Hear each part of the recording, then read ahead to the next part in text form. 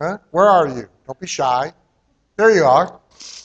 All right, so here's Cheryl's prospecting letter to the alternative health industry and the self-help direct response industry.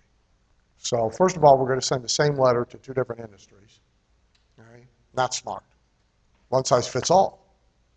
Why? Then, it's pretty vanilla. There's no demonstration really of strategies, tactics. The kind of things you would do for a client are not demonstrated here. It fails to discredit other options and make her the only choice. There's not a lot of emotion in it. And a call to action is just horrible. Right? So the call to action, I'm going to make it up to you in a minute. So the call to action is, give me a call today, I'd love to discuss your project, yada, yada. Okay? Well, first of all, give me a call today means what? Yeah, it means you're sitting around waiting for a call. Right? It implies you're going to be able to reach her. Give me a call today, I'm hanging around. Well, that ain't no good. Okay? Then, I would love to discuss your project. What does that imply? Free. That's what that implies. Right?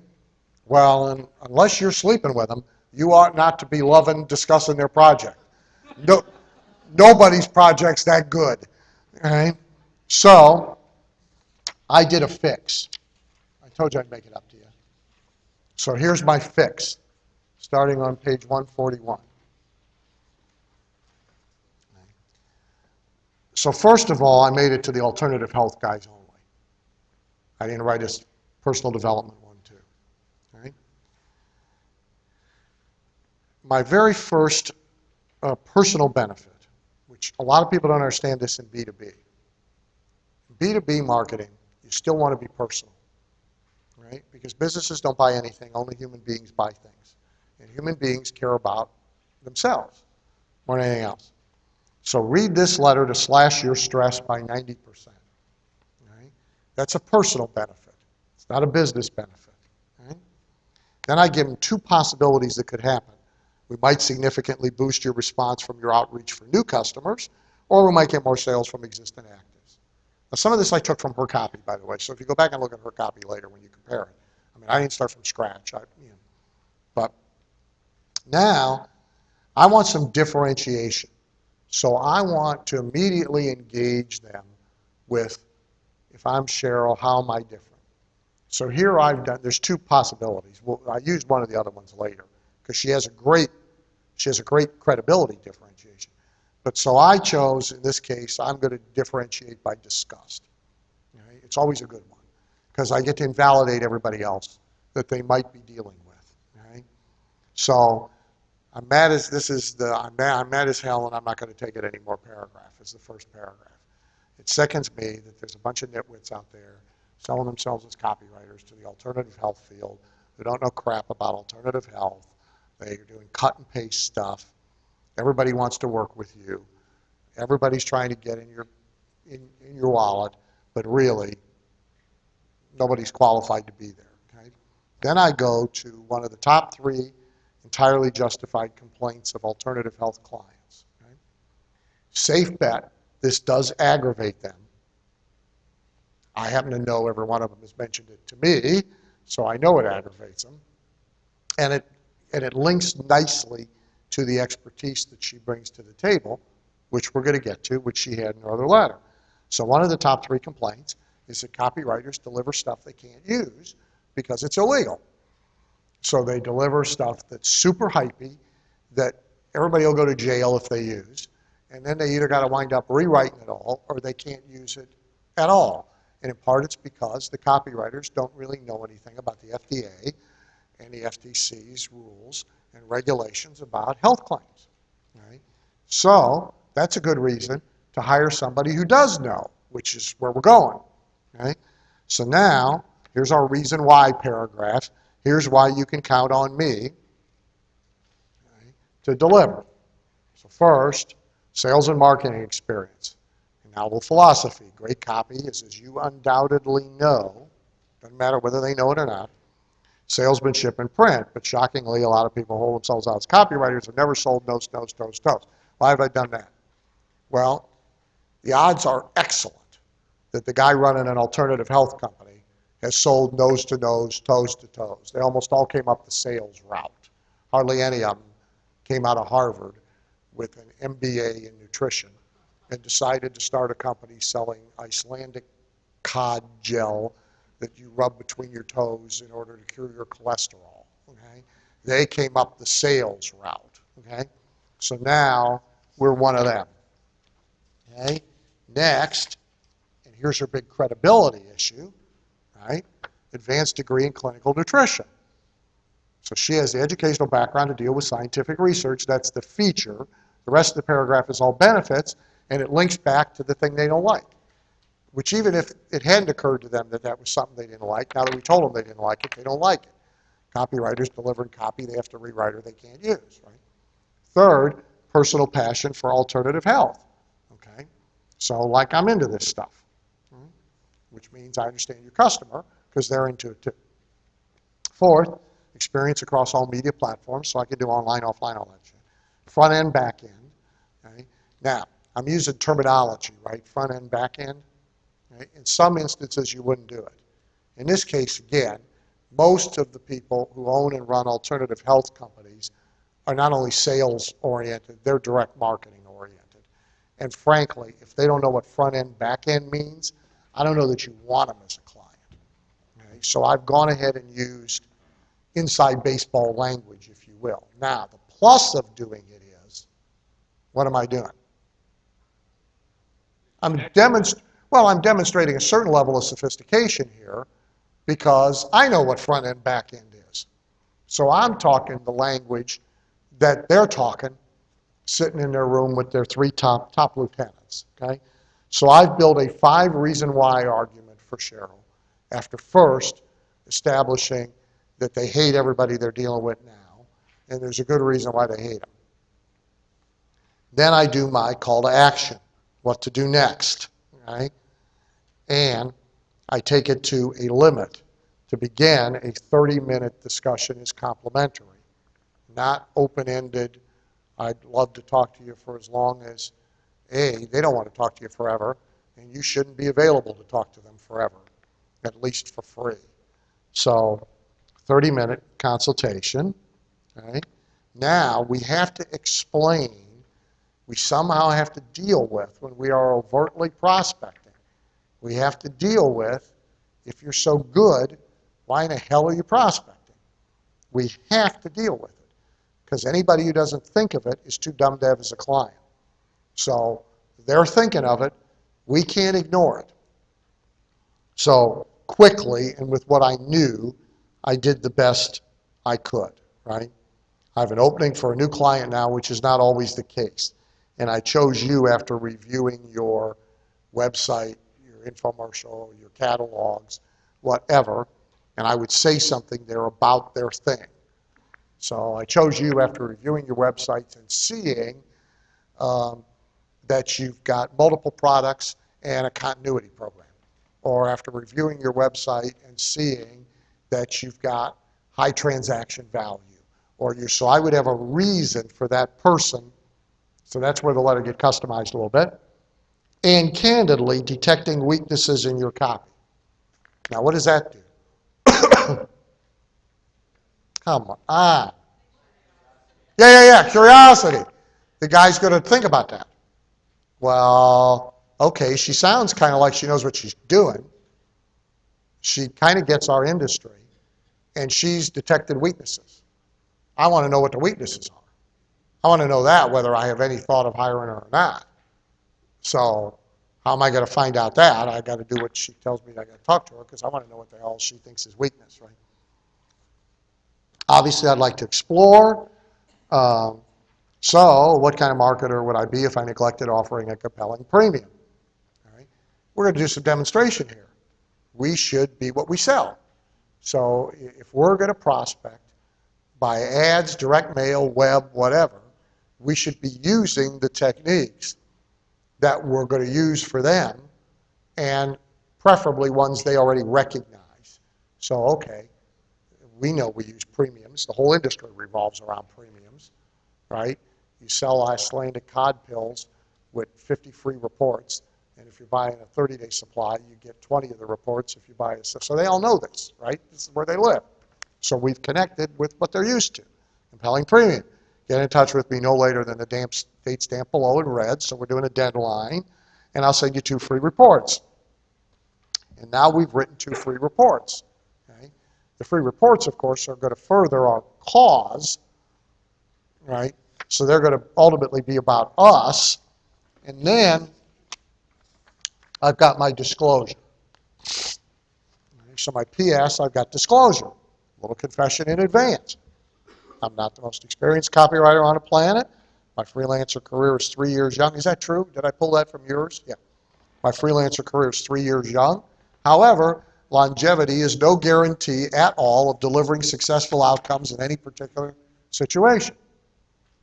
So I got to make the best argument I can make for who I am. If I had 30 years experience, by the way, I'd be making the exact opposite argument.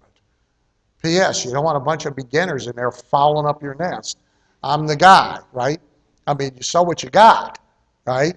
But you got to make this argument because your success hinges on it. So I want to plant that, and I want to get them to nod. Well, I guess that's true. That makes sense, right? As a matter of fact, a set of fresh eyes can be a big plus. For this reason, I give every client I accept a simple guarantee. Right? If you're getting royalties, by the way, this is an easy guarantee to give. I give it.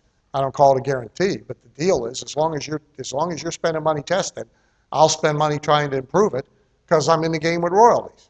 So why wouldn't you do it, right? Okay? And then, again, because I want to sound smart, okay, I get a second PPS. It's all about me just sounding smart. That's all it is, okay? Now, let's vote. Who liked Cheryl's letter best? No takers, huh? In her defense, it's not easy to sell yourself. And overt selling of yourself is very difficult. Okay? But you better pull out all the guns because it's very difficult. By the way, this would have gone in a FedEx. It would have gone in a confidential package. It probably would have gone with some doohickey. But my follow-up letter goes with a doohickey. So my second notice, I don't know if you can hear this or not. So this has the Lion King lion on it. And it says, I'm surrounded by idiots. And when you... I'm surrounded by idiots. Okay? Now, there's not a soul on earth who doesn't want it on their desk. Okay? I've got one I sent. It's a red, it's got a BS button. It's got a bullshit button. And 5 different ways in a big cowboy voice it says, this is bullshit. You press it again, it says, this isn't even bullshit. This is worse than bullshit. When it says, it smells like bullshit around here. Okay? Well, who's not? They got it. They're running around showing it to people. Okay? They're obligated by it. You can get it imprinted. Those guys can get shit for you with it imprinted with your ID if you want it. But it wouldn't even be necessary in small quantities. Okay? So I'm going to send my second notice, which is, idiots. Well, second notice, how often do you mutter or yell, I'm surrounded by idiots? Dear so-and-so, as you can see, I've sent you a gift. Push the button. The lion will roar. I'm surrounded by idiots. So you can save your voice. Okay? Now, enclosed is a duplicate copy of the letter of introduction I sent you about a week ago, which, by the way, I would junk it up with copy doodles like there's no tomorrow. So tomorrow morning, pay attention. Okay? It lays out my case for myself, blah, blah, blah, blah, blah, blah, blah. Okay? Then it deals with the objection, the reason why they might not have responded, and it tries to get them to respond. Okay? We're also doing demonstration. We sent him a doodad. Guy says, well, that's pretty cool. Maybe we should be sending out a doodad. How come my guy hasn't told me about doodads? Right? So I'm doing demonstration. I'm doing pursuit. I have to do pursuit if I'm going to be overt. So I'm doing pursuit. That alone, now it's going to cost you about $5 probably to deliver that, so you can't be sending out 50,000 of them, but that further obligates the call. And by the way, the bigger the doodad or the more fun the doodad or the cooler the doodad, the more it obligates the call. You will get calls like, listen, I'm in love with my copywriter. We got a great relationship. I've been using the same person for 20 years. I don't want to change, but what you sent was brilliant, and I didn't want to not acknowledge it. I mean, you'll get that kind of response, which admittedly doesn't put any money in your pocket, but still. Okay? So if I'm going to do directories, for God's sakes, get the prices out of the page, and let's write some good copy for ourselves in the directory.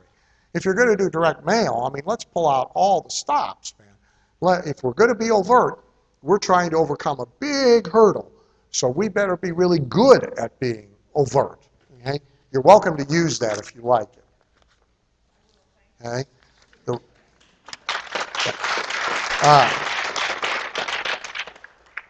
Where are they?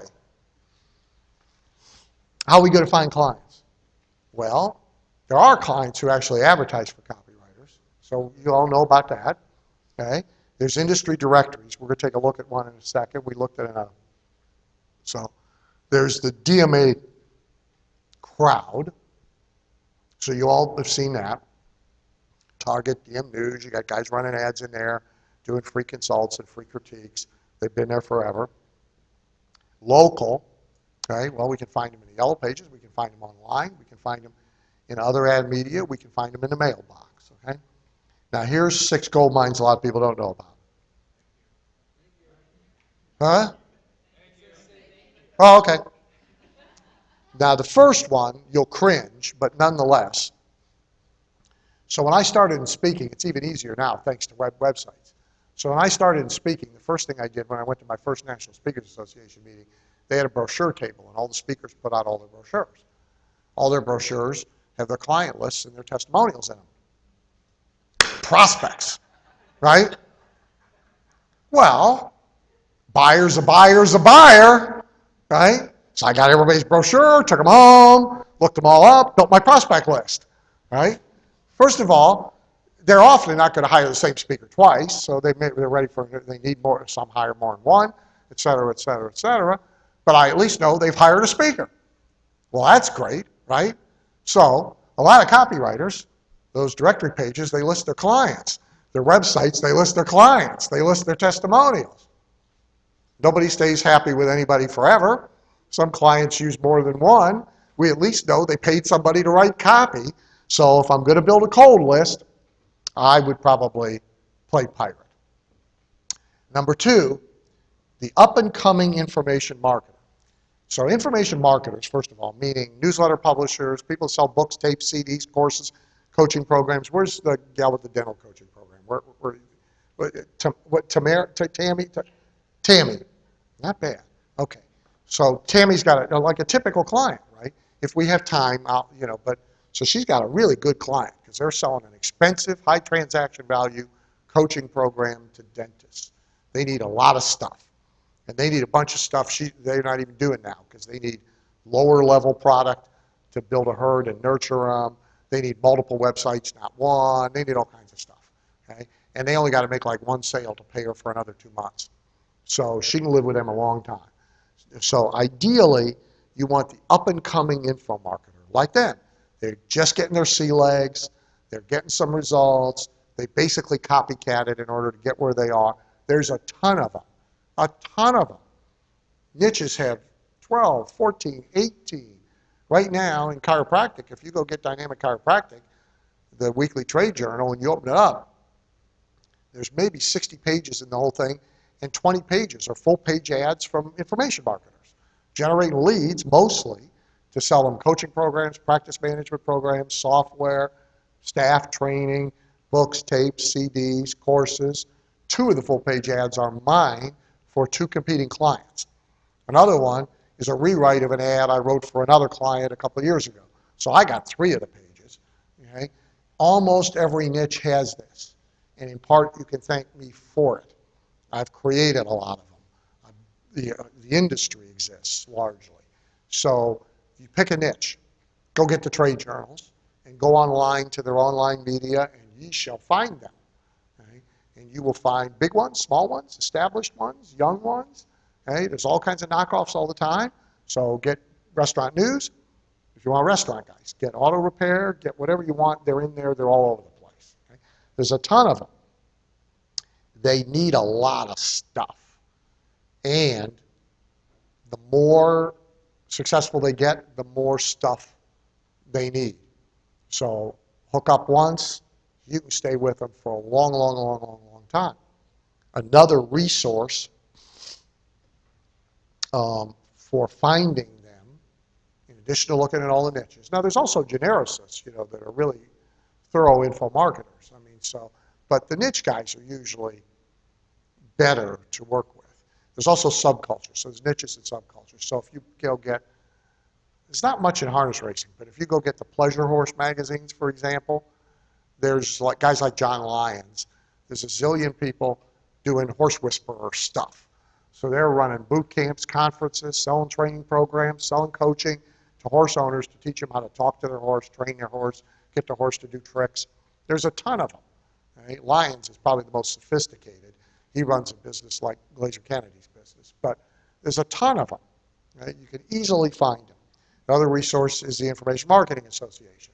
So if you don't know, go to info-marketing.org. Okay? Direct marketing companies hidden in or near your town. So we can find them by looking at all direct marketing companies. So we can get the big directory of catalog companies, for example, and we can find all the ones that are in Cleveland or all the ones that are in Ohio. Okay? All I got to do is go through the directory. I can also do it online. Okay? So now I found, like Vitamix is based here, for example, big direct marketing company. What's on Earth, the catalog guys, they're based here. There's a slew of them. There's a bunch of them I don't know that are here, I promise you. Okay? One of my first clients many, many years ago was a company, direct marketing company, sells high-priced custom-made bowling balls through bowling alleys. So they've got a thing, and the guy in the bowling alley sells you the real expensive ball. He's right here in Akron, Ohio. And I found him by accident. But if I'd been looking, I would have found him on purpose. So let me give you my stealth tactic for these companies.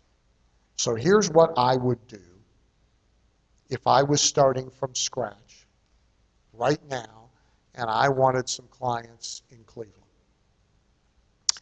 If and when I retire and decide to spend 6 months out of the year in Orlando, if I then feel like I want a couple of clients, I will use this strategy exactly as I'm about to describe it to you. It'll be a little easier for me to use, but I'll still use it exactly as I am about to describe it to you. I got a speaker completely fill he wanted to work at home instead of travel. I solved this whole problem years ago in Milwaukee with exactly the same strategy. This is easier than the letter you're sending to. Now, it's sneaky.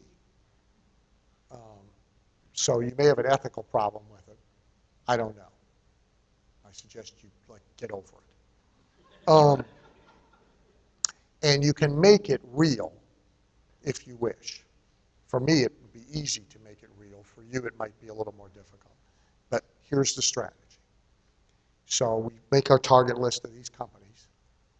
We get the CEOs' names.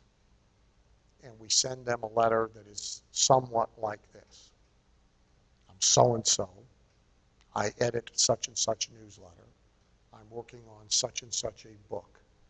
Okay? And I am out to interview the 10 leading, smartest direct marketing CEOs in Orlando.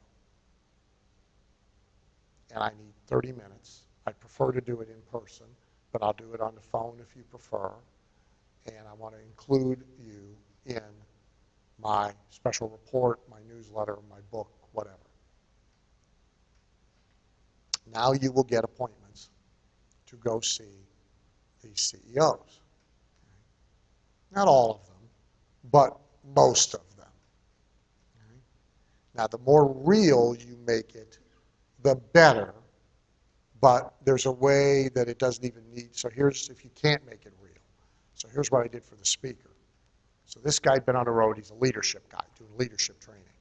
So he's on the road, now he wants to stay at home because he married a woman half his age and they're having babies, so he doesn't want to travel anymore. So he needs a bunch of work in Milwaukee. So when he came to me, his strategy was your strategy, right? I want a great sales letter about me and my leadership training, and here's the companies I'm going to go to. And I said, I'm not that good, and we should live so long. Okay? But he's pretty good. I said, look, if you get face to face with these guys and you have a conversation with these guys, it's good. Some of them are going to convert to diagnostic conversations, and bingo, you're going to be home free. You're good enough to be okay when you get face to face. But getting face to face that way, we'll be here forever. I said, so I don't want your money for that. I said, but I'll take your money for this. Much easier letter to write. I'm going to charge you the same amount of money, but it'll work better. Is that okay with you? Yeah. I said, you're sure? Yeah. So I wrote it before he left. So the letter basically is, I'm so-and-so. I'm this leadership guy. Attached is an article about me from whatever magazine had written an article about him, and a list of my clients, because he's been running all around the country. He's got a client list, right? I'm now doing a special survey in Milwaukee of the leading CEOs and executives of mid-sized companies in X industry, Y industry, Z industry. And it's a comprehensive diagnostic survey of what's going on in their companies, good, bad, and indifferent. All the information is going to be confidential, but it's all going to be aggregated into this big report, and everybody who participates in a survey will get the report and have access to all of the compiled information that I have about best practices, solutions to the most difficult problems everybody's experiencing in their business, yada, yada, yada, yada, right? So the only way to get access to the information is to play, okay? And it's a private study just for the people who participate, and there's no charge, because I'm doing it because I'm working on a book called Leadership in the 21st Century, okay? Which, of course, the book will never be. The book's a figment of my imagination. Now, to make it even better, I sent him to the Milwaukee Business Journal and had him get the Milwaukee Business Journal agree in advance to publish an in-depth article on the results of the survey. So then we just tweaked the letter. Oh, by the way, this is sponsored by the Milwaukee, which now explains why it's free. I've been engaged by, slight lie, the Milwaukee Business Journal, and the Milwaukee Business Journal is going to publish a synopsis of all the research, okay? So it's completely nothing, right? Think about it. We're doing a survey and a special report that we're only going to publish for the people who participated in the survey, right? And there's an article going to appear in the newspaper. This thing is fiction from beginning to end, but I made it real, right? And everybody wanted it. So now I don't remember the exact numbers anymore. This is a while ago. But we mailed roughly 300 CEOs. Okay? He got just shy of 100 meetings. Okay? So it's like just nearly a 30% response. Okay? So he went in for his half-hour interviews with all these guys. And he's talking to them about the worst problem in your business, the thing you can't solve, what's driving you crazy, and then into your people problems, which, of course, is where he wanted to live, right? Now, no overt selling then, even if they pressed him. No, I really can't stay, yada, yada, yada. Okay. And he goes home and he sends them some stuff, whether they ask for it or not, but better the ones that ask. You know, you started to ask me about X. Here's a copy of an article I wrote about this. Here's a study from thus and so. Here's this or that, you know. And if you'd like to discuss it more in depth, since you were kind enough to participate in the survey, you know, let's have lunch. The guy booked himself silly. Now, he was a decent salesperson once he got to the lunch part, but he booked himself silly. Now, he sold, I don't remember the price, but he sold a 2-day diagnostic deal. He comes in the company, interviews everybody, watches, observes, you know, and then does a report of findings to the executive, and then out of that he sells a package. Same strategy will work for any of us. Okay? So whoever you want to get to, do you think it's easier to get to them where they know you're trying to sell them something, or when you're appealing to their ego and you're going to interview them and you're going to flatter them and you're going to publish them? Which do you think is easier? The second's easier, I promise you. Okay? So that's the sneak attack. Okay? B2B companies that don't think of themselves as direct marketers, but are, So a lot of B2B guys don't think of themselves as direct marketers as all, but they really are. Businesses with very good transaction value and poor unconverted lead follow-up. Okay? You find this by mystery shopping. So take a bunch of businesses that have high transaction value that you might want to work for, cosmetic dentistry company, big company like Miracle Hair, whatever, play prospects, see what happens. Document it all. Okay? If they got crappy follow-up on their leads, but they generate leads, golden opportunity for you. They're good prospects. You want to get to them. Last source is OPC, which stands for other people's customers. Now, we're going to get to that in a few minutes. So, some strategies. There's the industry survey strategy, which we really just talked about. There's the interview strategy we just talked about. There's the place yourself in the center strategy. This is pretty cool.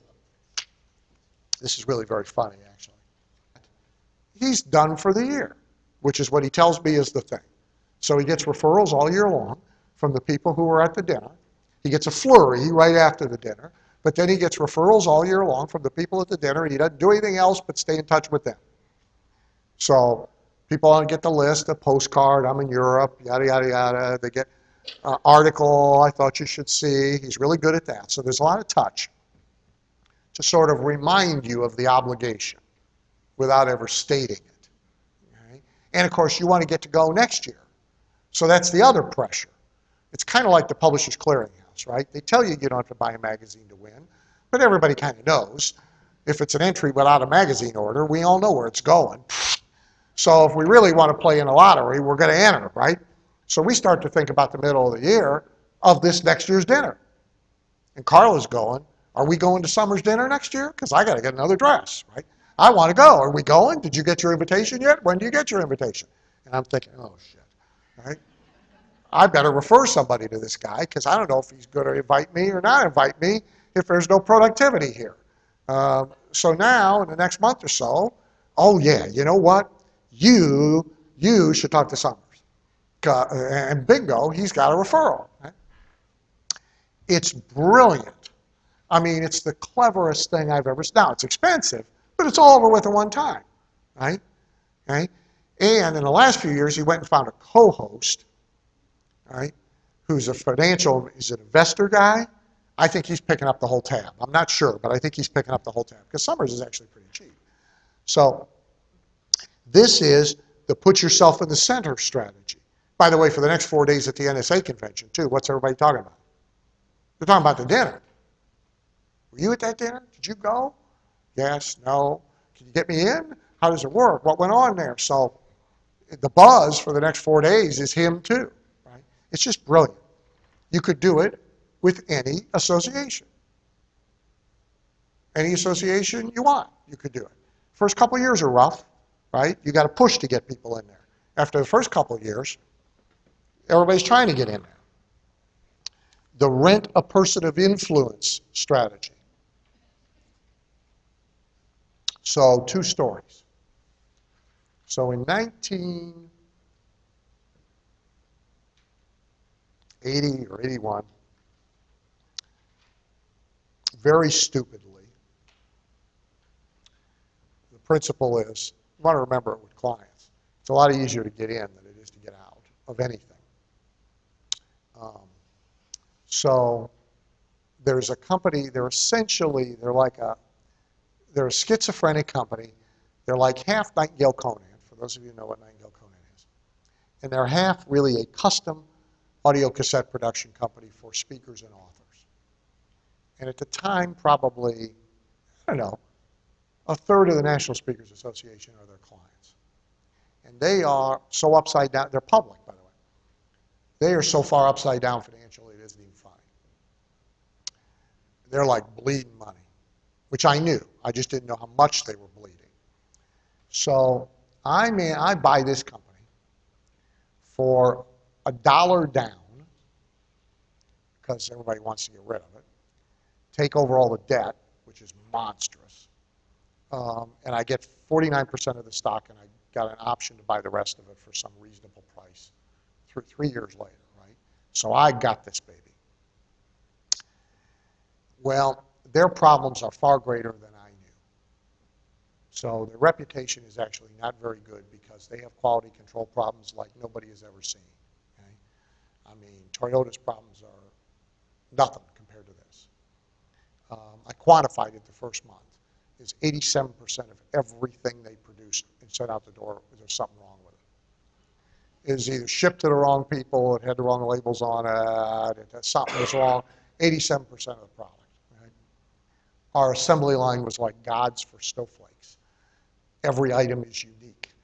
Unfortunately, when a guy buys 10,000 six-cap albums, they're all supposed to be the same. So, I mean, I am up to my ass in problems. And half of their clients owe them a ton of money and pay them late and don't pay them. So that's another whole problem. So I have got to fix this thing. I got to fix all the problems, but it needs money and it needs business. And I am actually not all that well liked by a majority of the market, the National Speaker Association. However, the president of NSA at the moment, which is an elected office, is a guy who's very well liked. And everybody thinks he's God. Right? And like most people, you can't buy him, but you can rent him. So I rent him. We're producing something for him.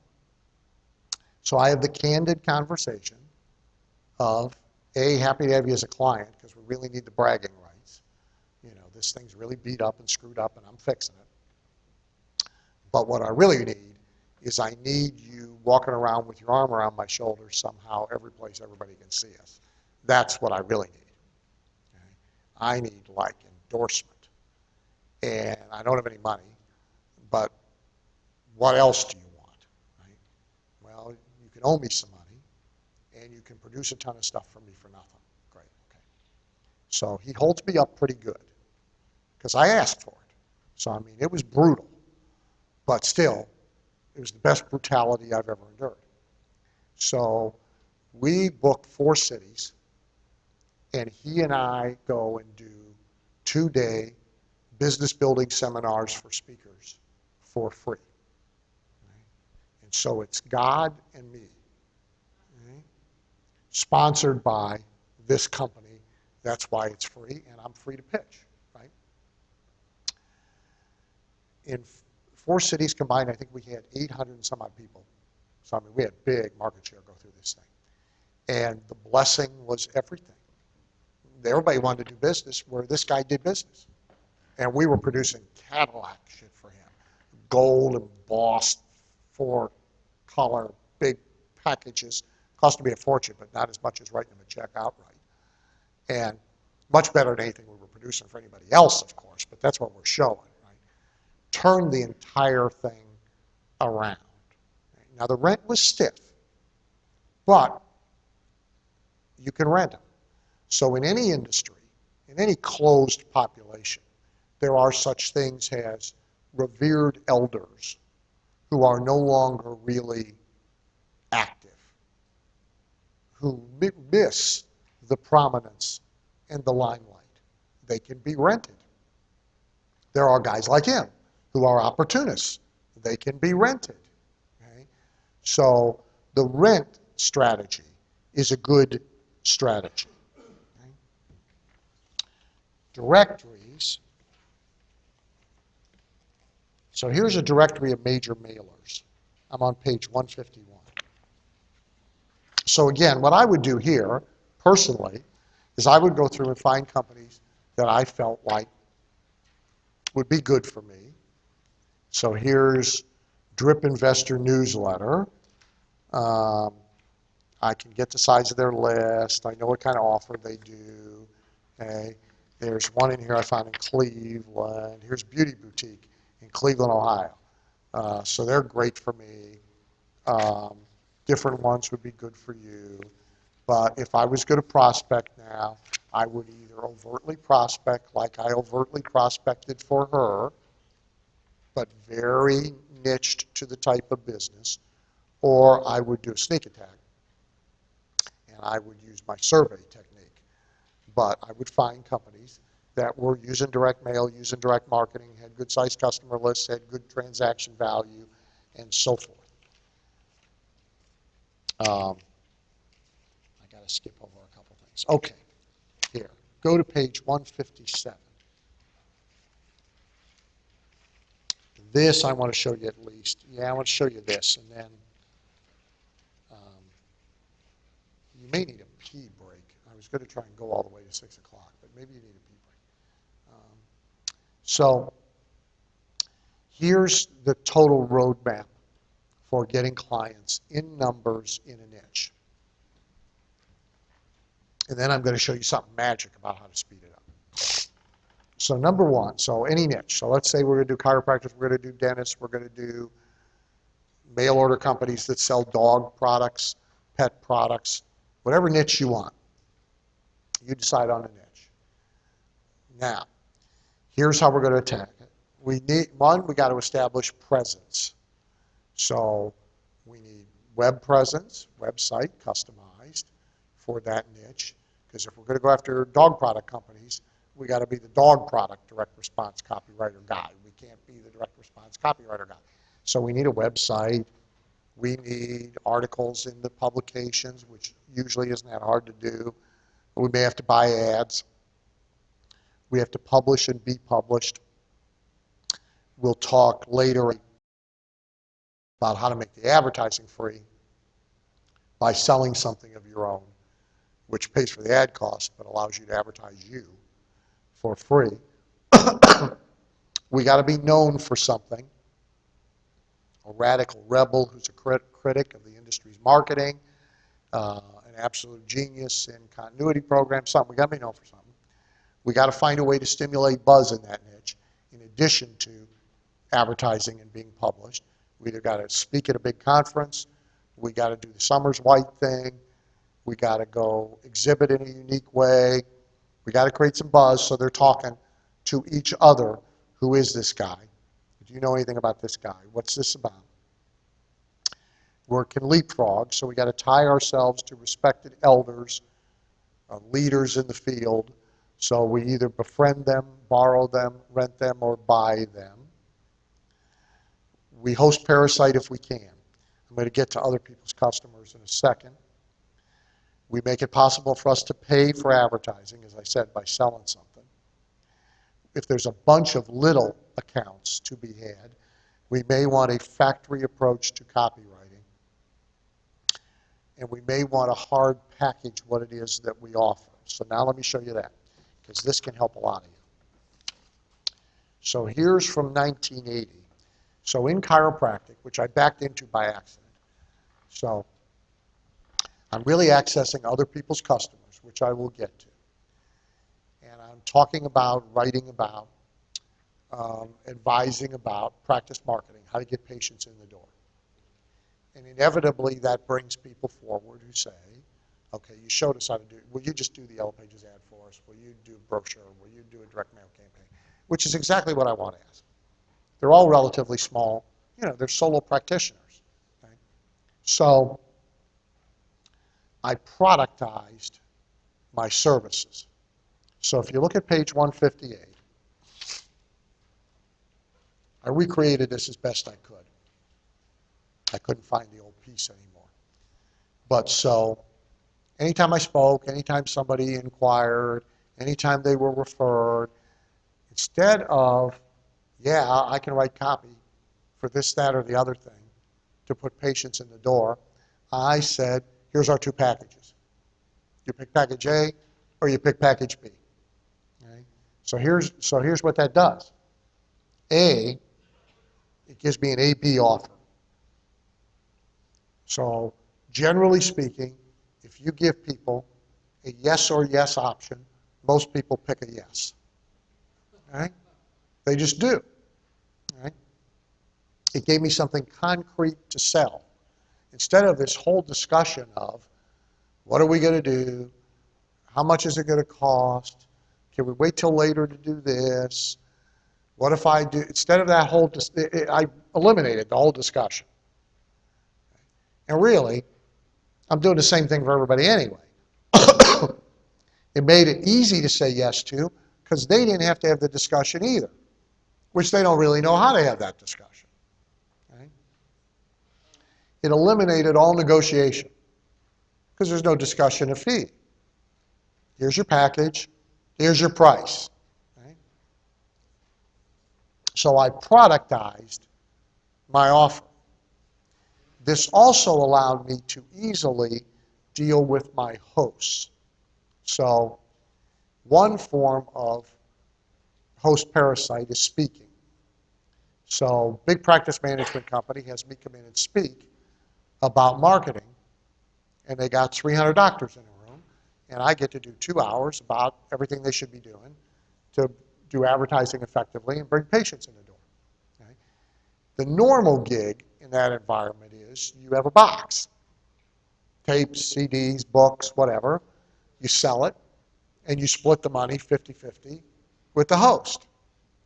If I want to get them all as clients, there's a delay, everybody's paying a different price.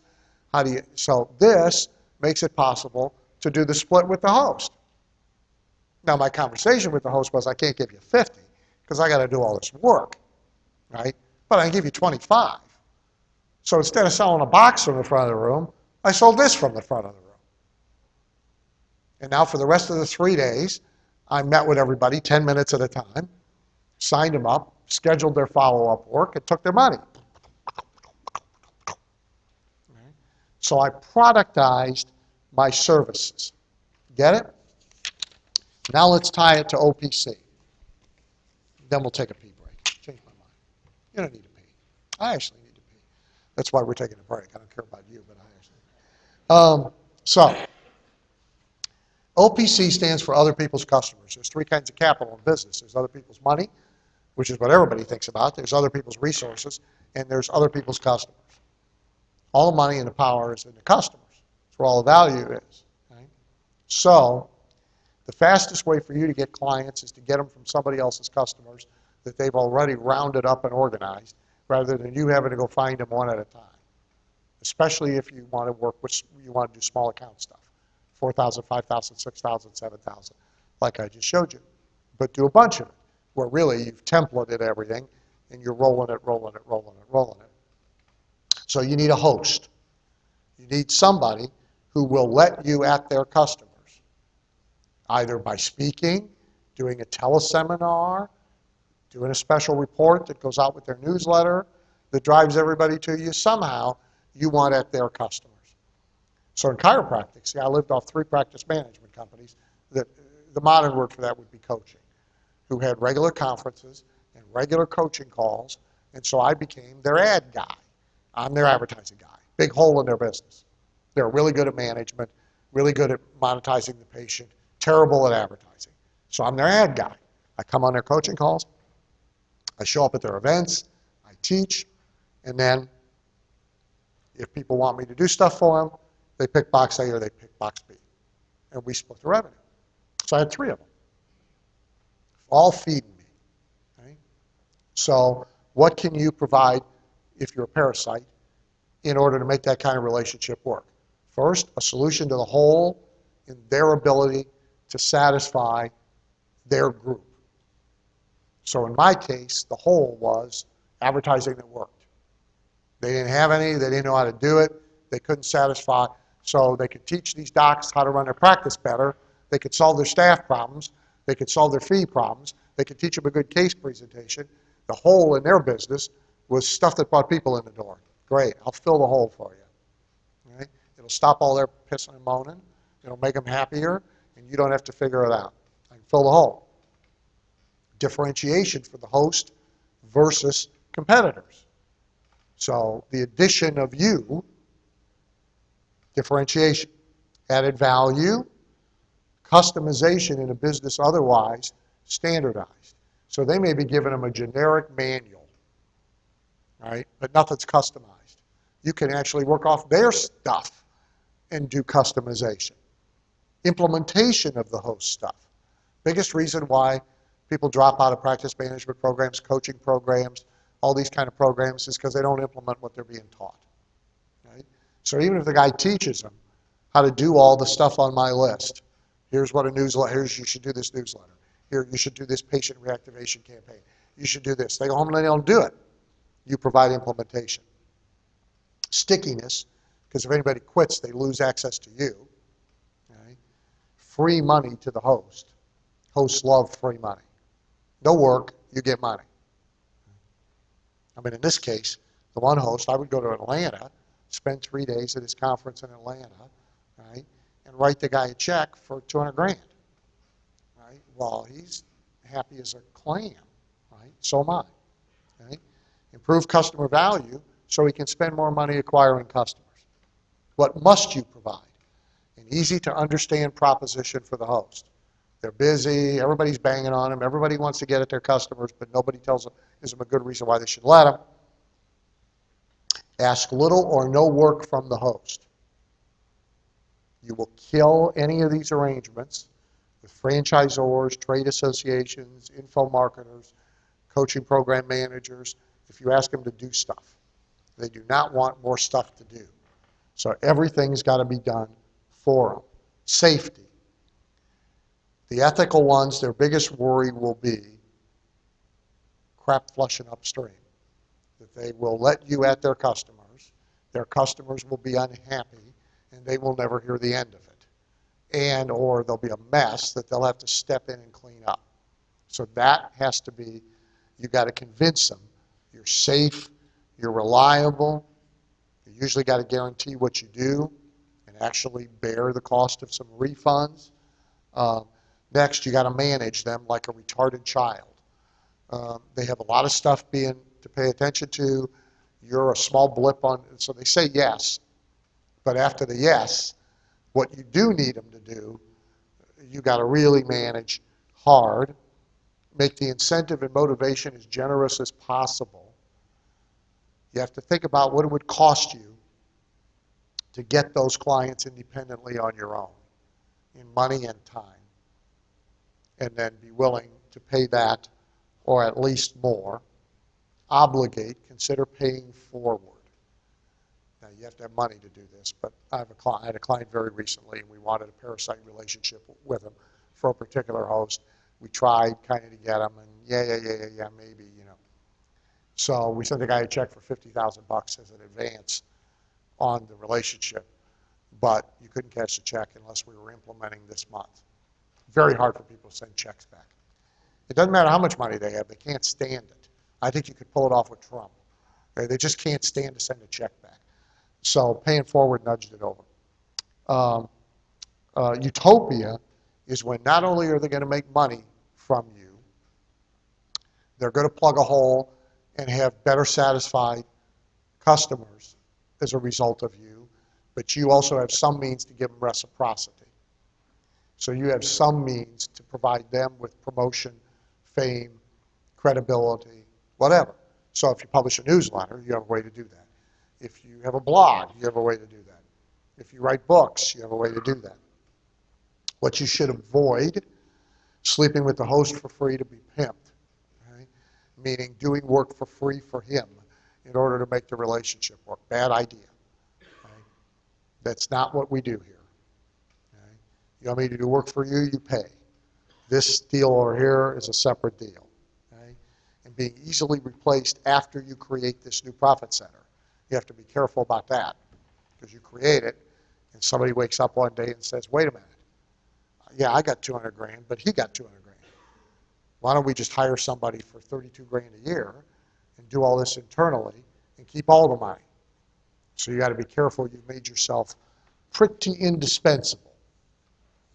This is a big bargain because money paid to the host is usually less, no more than a bit more, than what you'd have to spend to go get clients on your own.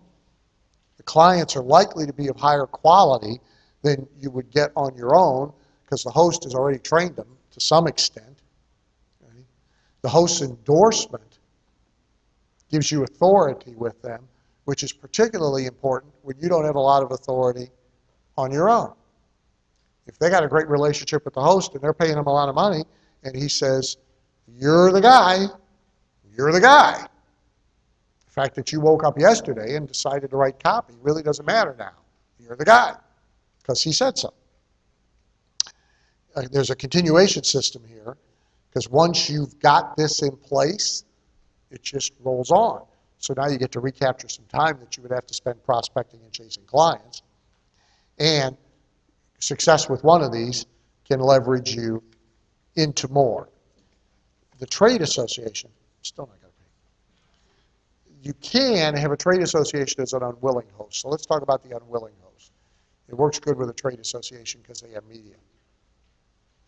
So let's assume you encounter an industry you want to penetrate, and you have a really uncooperative trade association.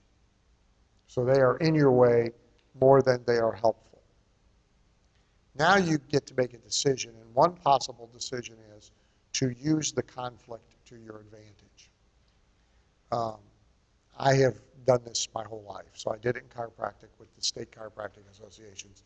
I just went ahead and declared war on them. I did the same thing with the National Speakers Association. And this is one of my favorite ads.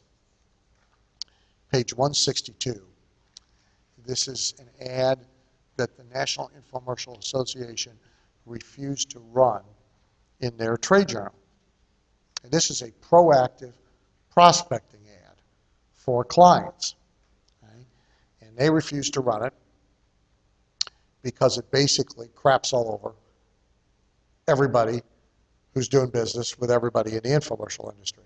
And they thought it was probably not a good idea. Right? You get an idea just from the subhead. An expert is a guy who knows 1,001 sexual positions but can't get a date on Friday night. Okay? So they refused to run the ad. I couldn't have been happier. I was dancing because I mailed the ad to everybody. Headline, here's the ad. The National Infomercial Marketing Association refuses to run. This is the first page of a 16-page sales letter made to look like a supplement to my newsletter. Why have they refused this ad? Okay.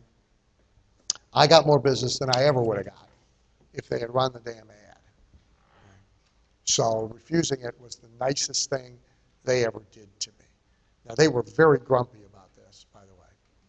And ultimately, they sent me a cease and desist. They threw me out of the association.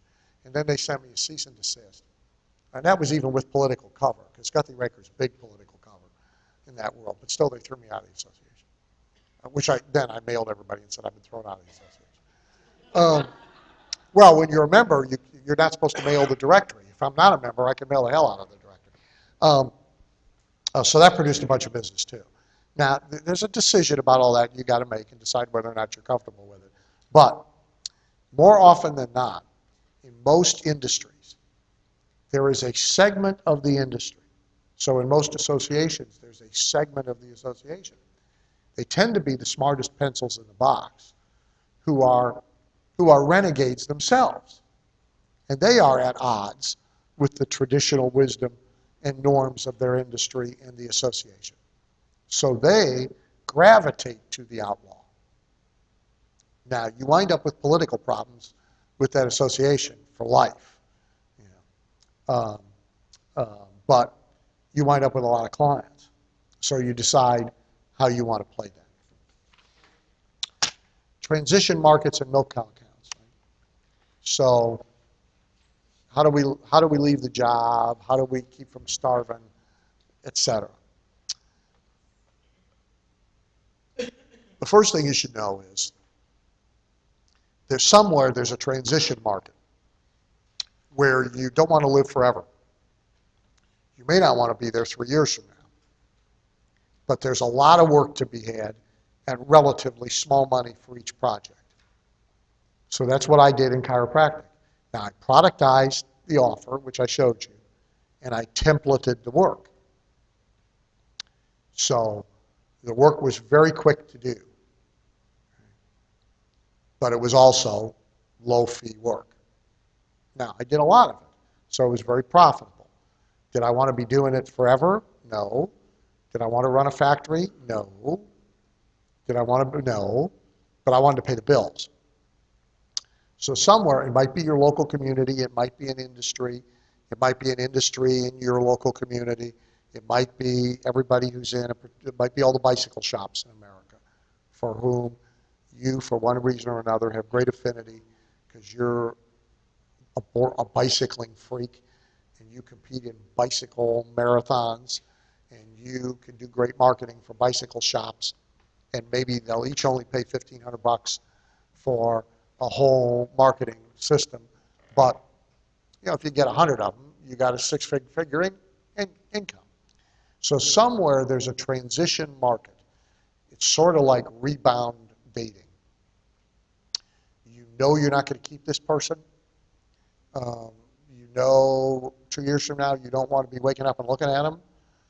But right now, between husband or wife 1 and husband or wife 2, got to date somebody. They're available. Right? Same deal here.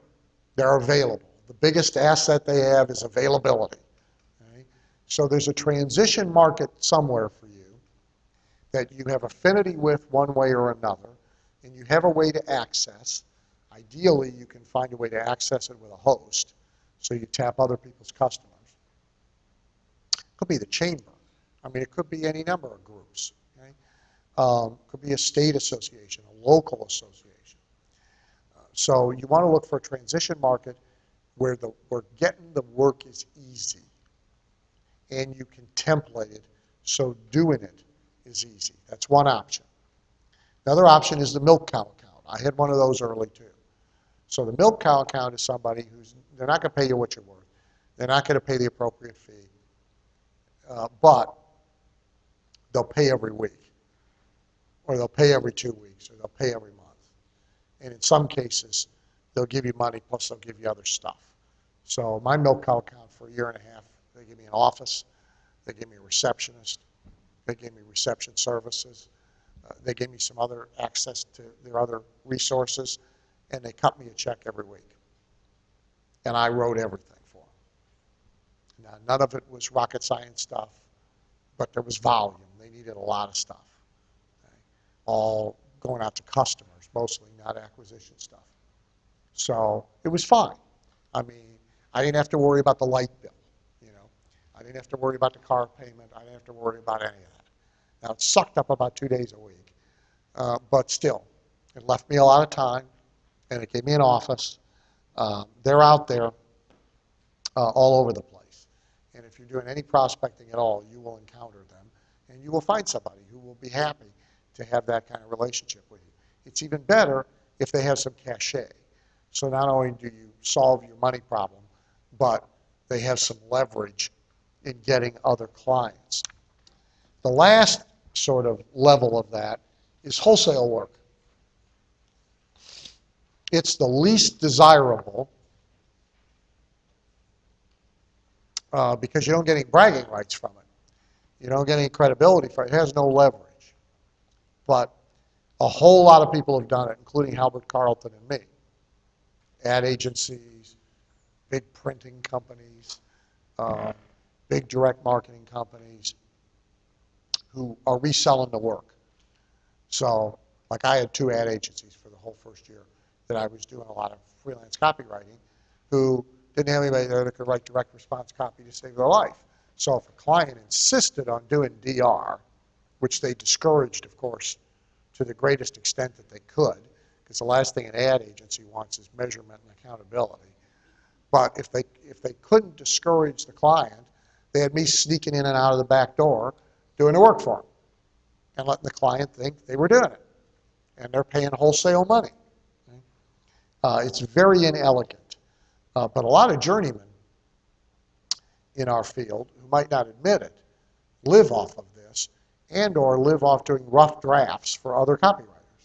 So again, I won't mention his name because many of you would know him. But there's a guy been at this for 30 years. Now, he advertises retail, if you will. So he advertises in DM News and Target and stuff. He's there all the time. But I'll bet he hasn't had 10 retail clients in his life. Okay? He mostly writes for other copywriters. It is hidden and concealed and works cheap, but works fast. Now, personally, I would never put anything he wrote in the mail. But I can see people using them to do rough drafts because it saves them a lot of time. And the guy's okay. I mean, he's all right, So these arrangements can be made, by candid conversation with people running ad agencies, marketing agencies, and other copywriters. Is, look, I need to pay the light bill.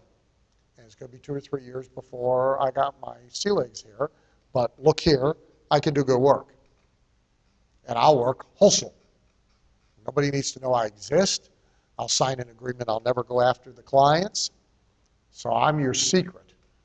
Okay? But I want money, and I want enough money to pay my light bill. Those deals exist. And you may or may not need one or want one. Let's skip to no fee. Let's skip to 171.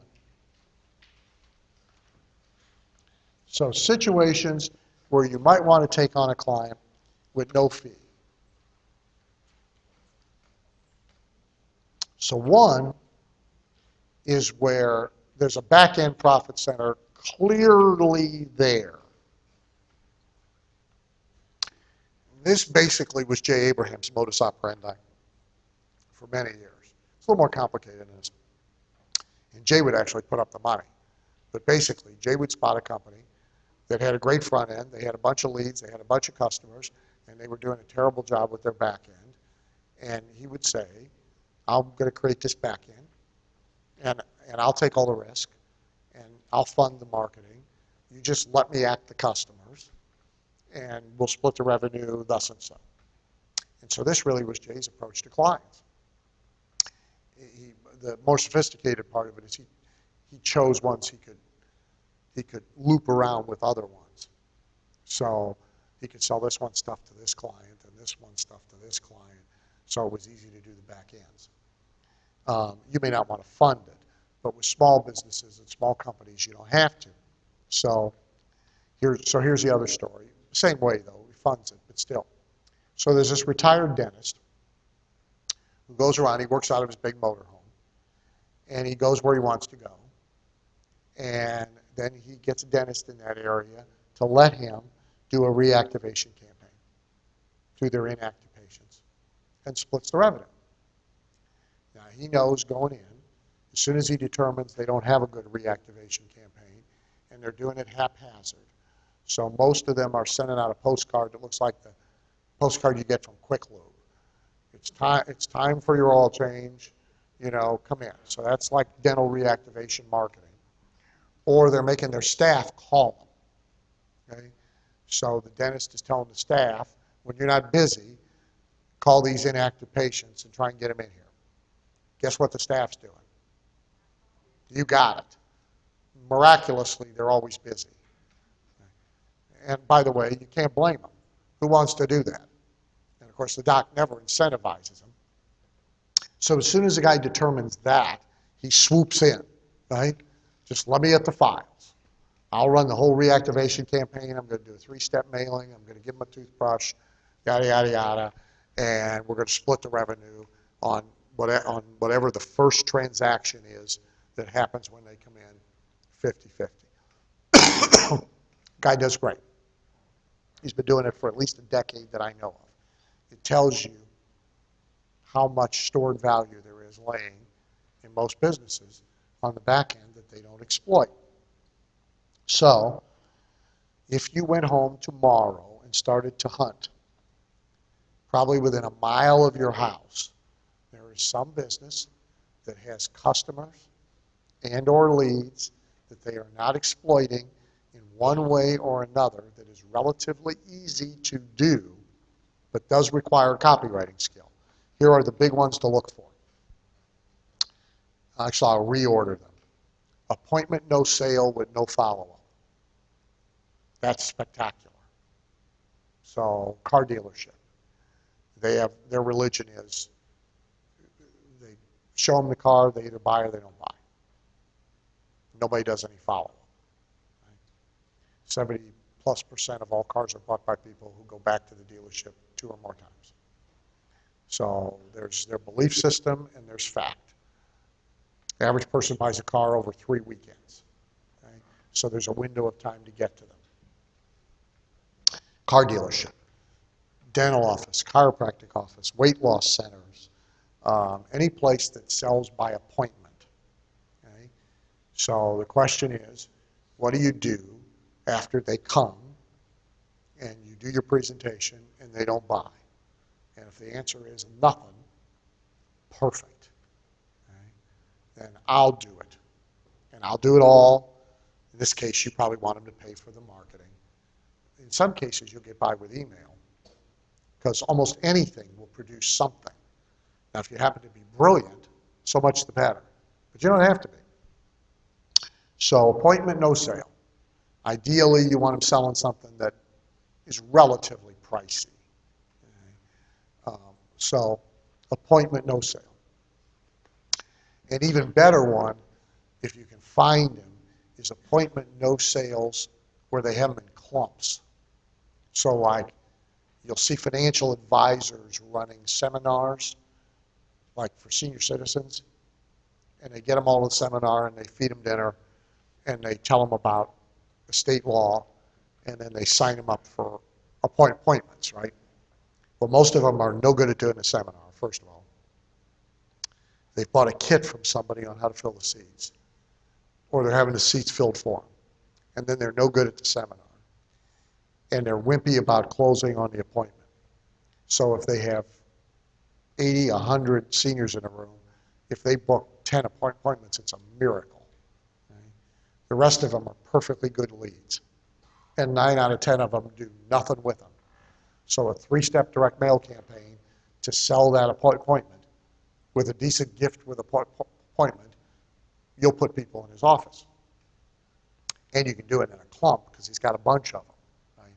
So appointment no sale is one place that with the right situation, you could take somebody for no fee, just share of revenue, and rock and roll. Another one is first-time customers who haven't returned to repeat within a logical time frame, which means they're going to lose them. Okay? So you got to determine they're not doing anything about it, there's a logical time frame, and there's a monetary value for that return. There's going to be an offer of which you can get a piece of the action. Could be a restaurant, could be a dry cleaner, could be a gym, could be a fitness center, could be a hair salon, could be any of them. Okay? Because they all get a customer in once, and then for the most part, they don't do anything particularly to get them back the second time, and yet there's a time when they should be back. Cross-sells ignored. So they got a bunch of customers, and some buy X, some buy Y, and nothing's being done to sell Y to X or sell X to Y. Okay? And obviously, the bigger the business, the better, but any business that has this failing, there's usually money to be had, and money to be had relatively easily with a decent email, mail, etc. campaign. Trade or consumer show leads, not worked. It's a great one because there's big numbers usually. So the door company, the heating and air conditioning company, the spa company, all those guys that exhibit at the mall or at the home show. They all have a free drawing, they all rack up a bunch of leads, they all, if they do anything, they mail them the same stupid brochure they gave them at the show. The sales guys who are supposed to work them don't. And there's all these leads they pay for. And all these people were at least interested enough to go to the home show. Some percentage of them were actually interested in that booth. Okay? That's why they went in there. Good follow-up campaign, you'll make money. So those are opportunities that exist right in anybody's area. They're small, but 10 of them put together are significant. And they are situations where you might want to work free. Second situation, beat the controls. But my caveats are, you got to do a beat the control for a firm you know will test and will track and will pay honestly. And it's best to propose it rather than respond to a cattle call. So you pick them. And you see the control. And you should know what you're going to do. So you should have reason to believe you can beat the control. go pitch it. Here's who I am, here's what I do, I normally get paid X, I've examined your piece, I'm certain I can beat the results. So if you know the results, if you track your results, and you'd like to beat your results, and we can agree on a payment formula, and you will prove to me that you will conduct X size test, I'll do the work on spec. Do you want to play? Do you not want to play? Other possibilities that are all temptations, friends and family, don't do it. Charities, if you must, but at least be smart. Most charities make a lot of money. Nonprofit is a tax term for the most part. It's not a reality.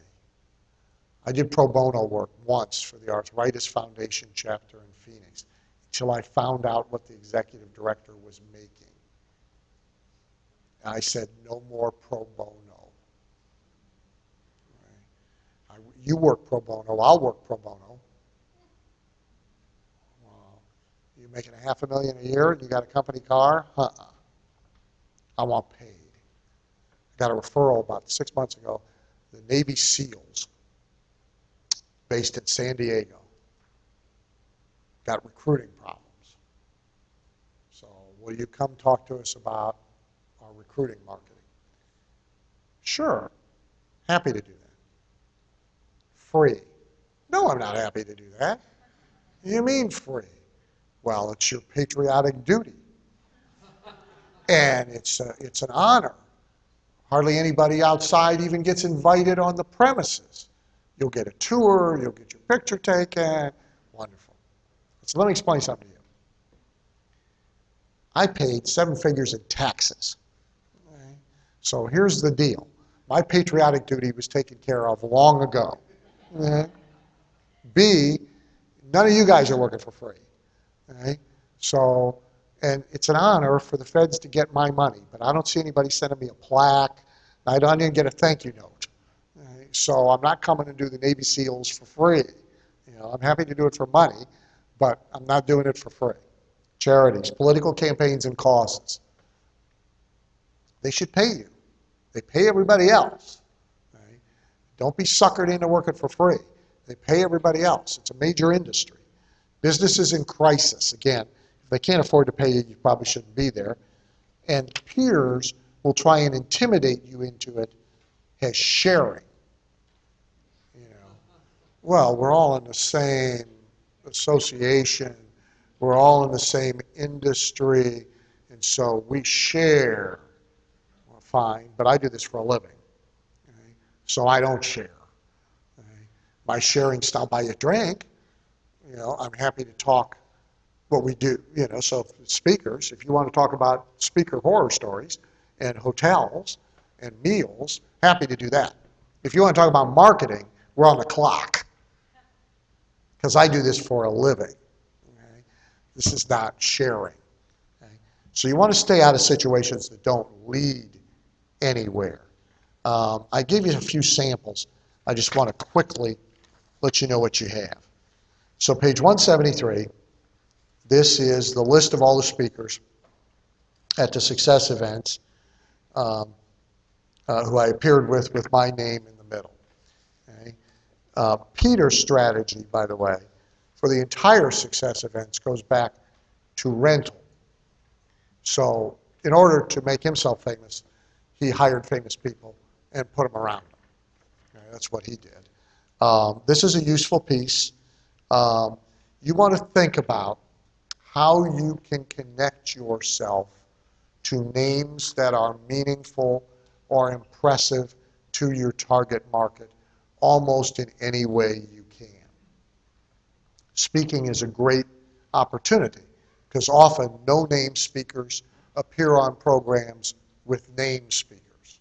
So you may be doing the breakout in the basement at the State Association of Plumbing Contractors in Kansas. Okay? But President Clinton's upstairs doing a general session. Well, it's not that much of a stretch. You're on the same program. You could say same platform. You were, actually, just at different times. Okay? So you want to look for ways to connect yourself. Okay? Page 174 is a newsletter, a trade journal in the dental industry that named me has a number one pick as practice growth guru of this year. Right? They named me because we had a back-end joint venture. Okay? It didn't happen spontaneously. Doesn't make any difference. I used the hell out of it when I was marketing in those situations. So when you have relationships with people who publish, you want them to write about you and you want them to give you awards. They may not think about it on their own, so you may need to suggest it to them, which I did. I said, wouldn't it be cool if you gave out awards to the best of everything in the profession? Because that gives you leverage with people you want. He said, that is a great idea. I said, and be sure I get the award for Practice Marketing Guru. I don't care who else you give the awards to, but give me that one, you know. These are just articles from trade journals, relatively easy to get done if you make a point of it. I did a lot of it when I worked niches. So that's an article from a chiropractic trade journal, another article from a chiropractic trade journal. America West is pretty cool. I'm flying on America West one day, who I affectionately called America Worst. And I'm listening to the in-flight thing. And there was like nothing on there about business. There's rock music and soft music and comedy and whatever. And so I called them up. And I got their marketing person on the phone, whatever the hell the title was. And I said, how come there's nothing on the in-flight deal about business?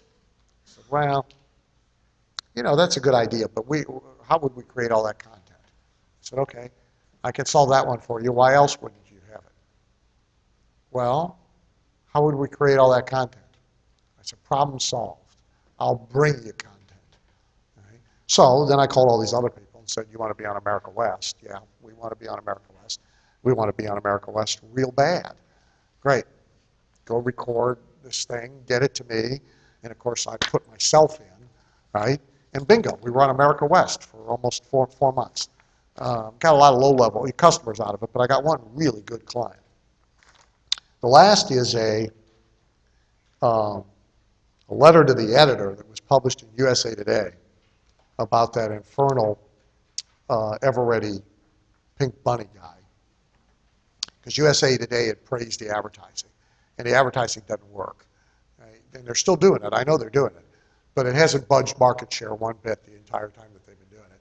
And the vast majority of people connect it to the wrong battery company. They know the bunny. They don't remember who the hell the battery is. Right? So a colleague of mine and I wrote in and said all that, and lo and behold, USA Today published it. Right? Now, so that's a letter to an editor. Okay? I did a lot in trade journals, by the way. Now, no client came from it, but the reprint value, which I didn't give you the reprint with the USA Today logo and all that crap on it, the reprint value in my shock and awe package was great because everybody then wanted to talk about it. The Eveready battery, they all thought it worked, the bunny, and it doesn't, and so forth. Then further, on my montage page, which I didn't bring, of has seen in, I got to add USA Today because I was seen in USA Today. Now the implication is seen doing something other than this, but that's neither here nor there. So I have this montage sheet of all the media I've been seen in. Most of the media I've been seen in, it's more stuff like this than it is anything of significance. Doesn't really make any difference in terms of positioning. It still counts.